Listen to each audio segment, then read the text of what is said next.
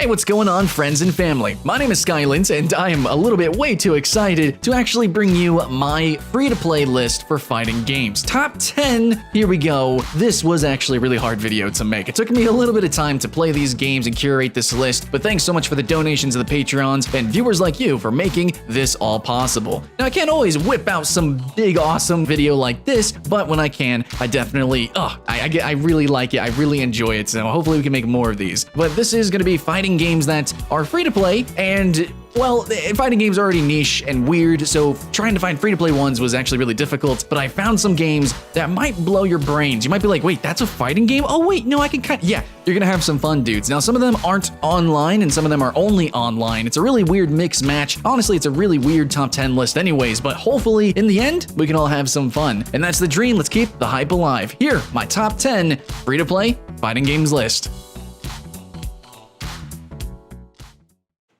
Alright guys, starting out the list, and I really wanted to set the tone with this one, and it's gonna be Deep.io. Now immediately, you guys are like, okay Sky, you're doing this again. You do this every video, and maybe hopefully you guys are, you're gonna be on for the ride, but some of you guys your hands are straight up. You're gonna keyboard warrior and say this is not a fighting game. Listen to me guys, Deep.io actually does have a 1v1 mode, and when I played it, I legitimately thought that this was like a really awesome kind of sumo-like fighting game. You actually have different characters that you can utilize that have their own different passives and specials and, different moves like you expect in the full Deep.io game, which I know they have like the Battle Royale version, they have the vanilla, lots of different ways to play Deep.io, but the 1v1 actually does kind of feel like a really unique and interesting fighting game. There's even juggling. You can legitimately like air juggle people. There's combos, kind of, sort of. Now, it's not gonna be the mechanical input that you're used to, but then again, a lot of games on this list are gonna be really weird. Hopefully you guys are cool with that, and if you want to expand your horizons, which I'm assuming you click on this video to do, you should check out the 1v1 in Deep.io. Okay, next up on our very strange, weird list, and it'll be a little bit more uniform later, but oh man, no, we gotta pop out the normal human face simulator. Now, this is a local two-player game of two faces trying to bite each other's face off. There you go. I love how the feature list, it actually says a bullet point, gratifying chewing noises. Yeah, so it is going to have like this deformative, kind of like animated physics with the face, the skin kind of flopping off the muscles, tearing apart. It might seem a little bit gruesome and gory, but I think it's actually kind of a fun little party-ish game. Now, half or maybe most of the fighting game population is really in it for that party game mentality and experience. So here you go, dude, just jump down with your dudes and bite their faces off. And before, it's not a fighting game, dude, it's kind of totally a fighting game, right? Because like, you're just fighting with your face.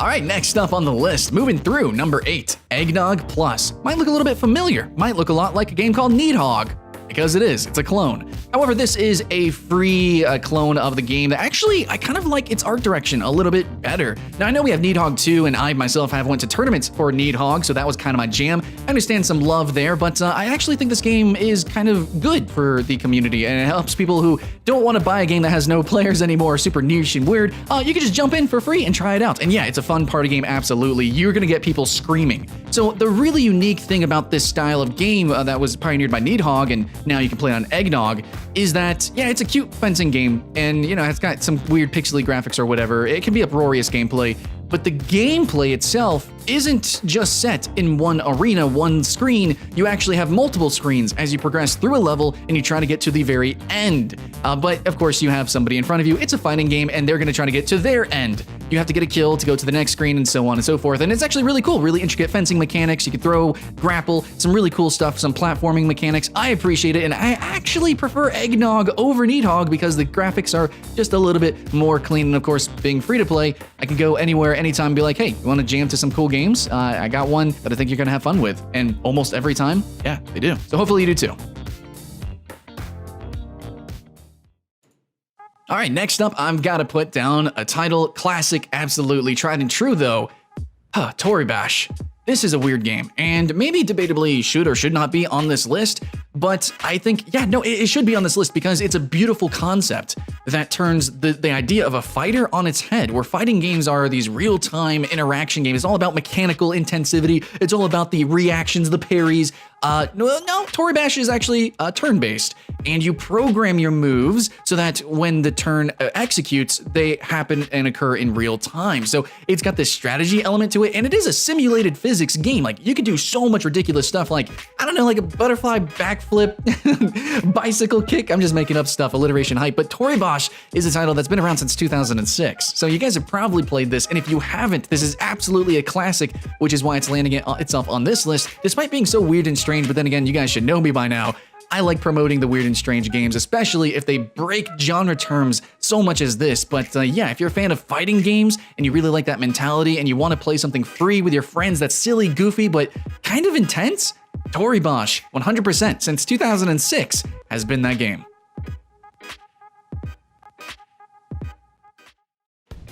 Next up on the list, I'm gonna put Killer Instinct. Now, it's only so low on the list because there are some limitations, such as you have a one-character rotation, though I think you can always play as Jago, and you have to play on Xbox or the Windows Store. The Steam version does not actually have a free-to-play mode, and it's not actually cross-platform playable, so a lot of weird stuff going on Killer Instinct, especially with the low population, splitting it like that, I don't know. But if you actually get into the game, it's a great resource for actually learning how to play a proper combo-oriented 2D fighter, and Killer Instinct is known for its ultra combos. It's so sick. It's actually really easy to jump into, the auto combo system, but it does have a fantastic teaching tutorial system, and overall, I love the sound design. It's actually freaking fantastic. Also, I'm such a fan of the character designs. Each character really different, really unique, and it kind of reminded me of like MOBAs at the time were really exploding, and you know, all the different characters in MOBAs. Normally, fighting game characters can kind of be more or less the same or literally clones or echoes of each other, but Killer Instinct is like, whoa man, every character is like radical, different, exciting. Definitely some cheese involved with Killer Instinct, I think, you know, aesthetically and maybe to an extent the sound design, but overall, I'm a fan of it. I think it looks cool, and despite the limitations, it still has to make it on the list because of the experience as a new player. Even though restrictive, is still very educational, I think engrossing, and can make you want to play more and more through the weekly rotations or by spending money. But regardless, Killer Instinct, I have to slap it on the list. Alright guys, halfway on the list, I've got something that you might fight over, and that's gonna be Battlerite.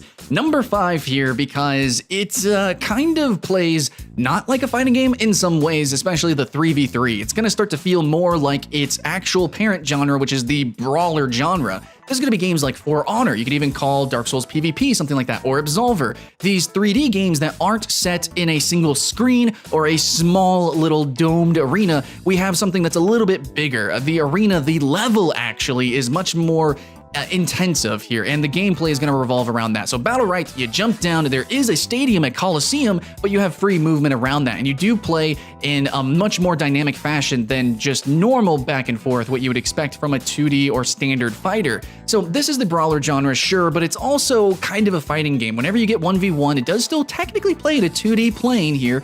You can play 1v1, there are combos, but it does have cooldowns, and it does in a lot of ways have mechanics that feel very MOBA-ish, but it does have full aiming. You do control with WASD, and it's very skill-based. The skill floor is actually kind of high, and the skill ceiling is also pretty high too, so I appreciate it. And generally, fighting games, you don't have a lot of co-op, or you don't have 2v2 or 3v3 fighting games, so Battlerite kind of allows that, or the brawler genre does. So wanted to give a shout out to that, wanted to show it off, and I think a lot of you guys wouldn't complain too much about this making the list, at least halfway through. Big 4, I'm talking about Icons Combat Arena. This is a game that I just played, and actually, I had a lot of fun with it. Now, gameplay and the trailer and the character design and just aesthetically how it looks, honestly, is not so invoking, especially, some other games graphically are more stylistic. I know we have the Brawlouts, and we've got, I guess you can say like Rivals of Aether if you like pixel art, and of course, the Smash Bros. Game. There's actually a ton of platform fighters out there, but I think that mechanically this is actually a pretty sound game. Now, the developers are called Wave Dash, and they're heavily inspired by Melee, and that's what you're gonna get. There's actually some clone characters in here, and maybe coming from me since I didn't play too much Melee, this is actually really exciting, especially as a free-to-play game. I think it could do good. I think it definitely will compete. Now, maybe not as a whole on a world stage next to, obviously, the big Smash, this being a clone of that, essentially, but it's definitely interesting, it's intriguing, and if they can polish it up, it's gonna be great. So it's actually gonna be landing here really soon. Probably by the time you watch this video, you'll be able to jump in for free as well and try it out for yourself. Next up on our list, we have Blade Symphony. This is going to be a free-to-play game. Hopefully by the time you watch this video, it will be free, but before, it's not free-to-play, Sky. It will be. Shh. Blade Symphony is kind of like a fencing fighting game. I would say that, but I really can't stress how intricate the game feel is for this title. Like, if you really like fighting games, I'm assuming you like them because of those ridiculous mechanical inputs, the combos, and the overall feel of the complexity. You know, no matter what fighting game you're playing, there's generally a feel of, okay, there is some complexity somewhere when it comes to player inputs. If it's movement in platform fighters, if it's the literal button mashing in 2D fighters, what have you, Blade Symphony does have something like that. It is really ridiculous and kind of touchy controls. So that's why I say it's like a fencing game, and there is literally fencing like styles and stuff like that in this title. But anyways, it's more of a brawler. If you like For Honor, you're gonna kind of like this game, possibly. And if you like the looks of Soul Calibur, you might possibly like this game too. But even though this game looks like those titles, I cannot stress how very weird it controls, and of course, it plays and feels. So absolutely, as soon as this thing hits free to play, every single one of you watching this video should give it a shot, because it is an experience, even no matter what it looks like, you're not gonna get anywhere else.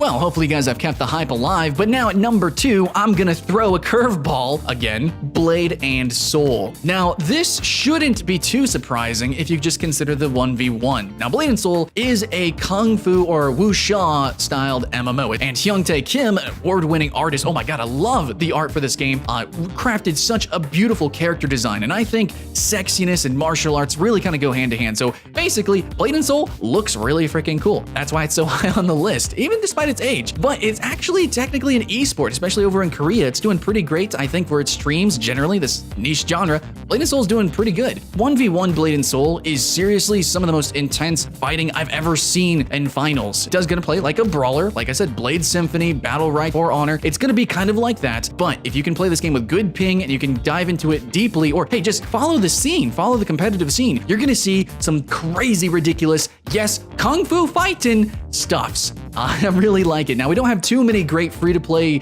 Kung Fu fighters, so this is gonna, assuredly gonna be on the list, but also with my background of online MMOs and things like that, I had to put down a game that potentially you could Kung Fu fight in the massive scale as well, and the PvE does exist too, so this is a pretty mixed bag, but then again, if you just consider the 1v1 scene, yeah, this is totally a fighter. It totally earns its spot on this list, but it kind of goes plus ultra and goes a little bit more, so I think you guys would appreciate that too. Now, if you survived this far, well, I just want to say thank you very much. But if you're like me and you are appreciating all these weird different types of games, then I got some honorable mentions I think, I want to mention here for you.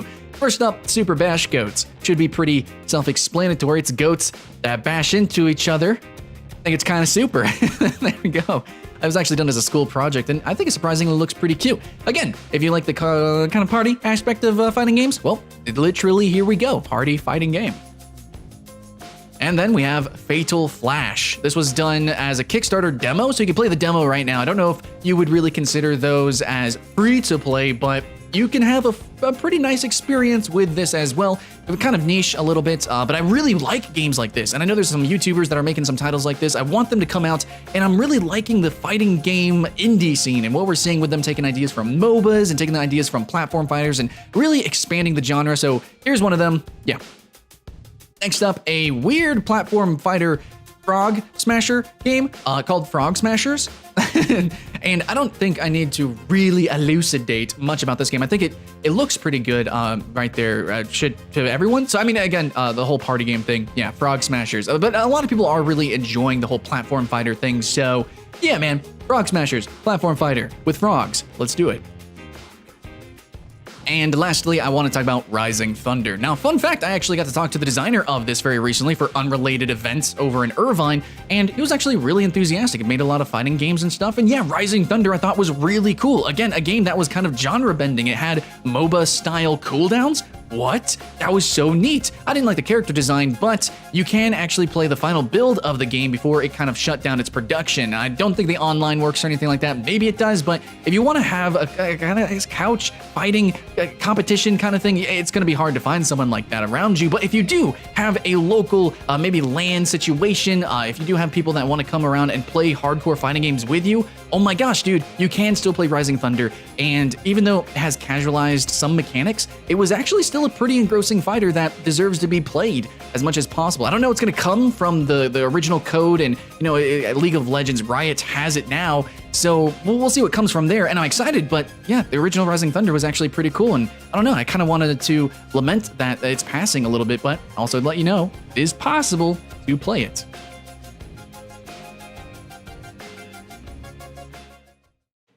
And now, our number one for free-to-play fighting game, I'm going to put Brawlhalla.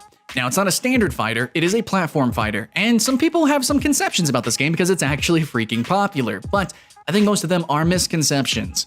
First, it's not just a free-to-play clone. That's more of Icon's Combat Arena's, arena. Brawlhalla is actually its own unique thing. It's still a platform fighter, and it's very much inspired by Smash, but it has its own stuffs. It actually has its own flow and own feel, mainly because of the weapon throwing and swapping and power-up mechanics. Very strange stuff, and overall, I actually like the weird map design of the title as well. All the different characters maybe aren't so ridiculously explosively different because, it really focuses on the weapon design, but I'm still very much appreciating Brawlhalla's more tame approach to such a colorful and party-oriented genre. Now, I actually put Brawlhalla very highly on my party game list, and I can continue to do that every year, but it's a game that I think is more tame.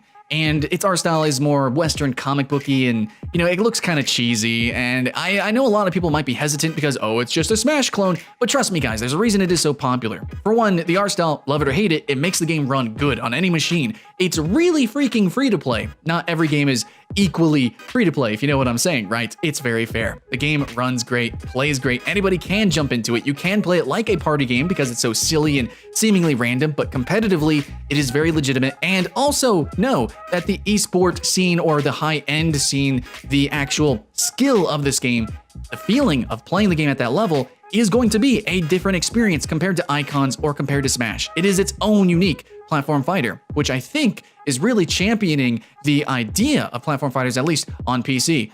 Literally, deservedly so, its population is showing that. And so, for that, because it's literally earned its merits, I'm gonna put it at number one for free-to-play fighting games. So that's going to be the end of the list. I know it was a little bit long-winded, but I really liked this genre. And regardless if this gets a lot of views or not, I just want to say thanks so much for watching, sharing, and being a part of it. This video was made thanks to sponsors of the Patreon, literal donations during streams of me playing this game, as well as you guys actually playing these games with me, helping me review them, and of course, the viewers, the watchers, people like you. Thank you very much for keeping the hype alive. Thumbs up and all the call to action YouTube garbage, sure, whatever. Regardless, I'm having fun playing games. I hope you are too. Hopefully you found some new ones to jam to as well. That's it, guys. All I can ask is to keep the hype alive. My name's Skylent, and I'll see you again next time.